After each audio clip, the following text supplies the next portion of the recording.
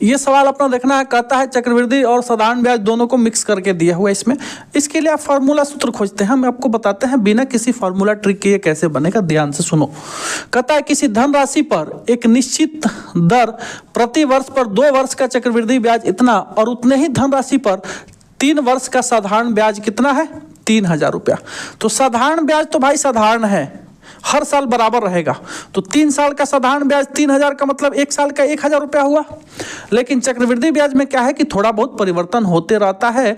इसलिए परिवर्तन होता है कि चक्रवृद्धि ब्याज का मतलब होता है मूलधन पर ब्याज साथ साथ ब्याज पर भी ब्याज, ये कहता है चक्रवृद्धि ब्याज। तो आपसे पूछा गया कि कुल धन राशि कितने रुपए की है, अमाउंट, ये प्रिंसिपल बताना है। तो ध्यान से सुनो भाई, हमने यदि यहाँ पर कह दिया कि प्रिंसिपल हमारा P रुपये का है, कितने रुपए का है, P रुपए का है। तो पहला लाइन जब लिखते हैं हम तो SI को लिखते हैं।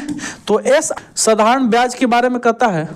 तो ये क्या कह रहा है, कहता है कि 2 वर्ष का 3 वर्ष का 3000, तो 2 वर्ष का 2000, यानी पहले वर्ष का 1000 रहा होगा, दूसरे वर्ष का 1000 रहा होगा, तभी ना ये जाकर 2 वर्ष का 2000 और 3 वर्ष का 3000 होगा, क्योंकि साधारण ब्याज तो हर वर्ष बराबर होता है।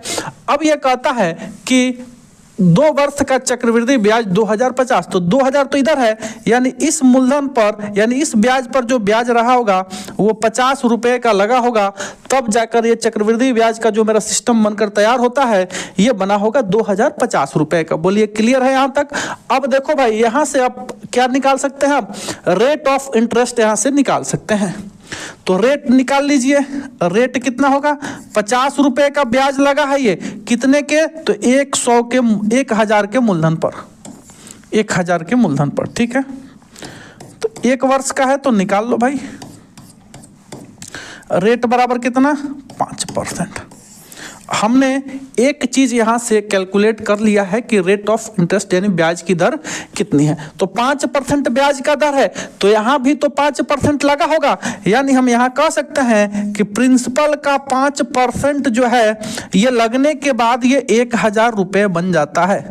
बोलिए किसी को कोई दिक्कत, तो यहां हम लिख सकते हैं P का 5/100 बराबर 1000। 5 से इसको काटेंगे 2 बार में, 200 बार में, यानी प्रिंसिपल मेरा कितना हो जाएगा, 200 पर 100 से गुना करेंगे, 2 जीरो और लेकर आ जाएंगे, इतने रुपए का मेरा मूलधन बनेगा।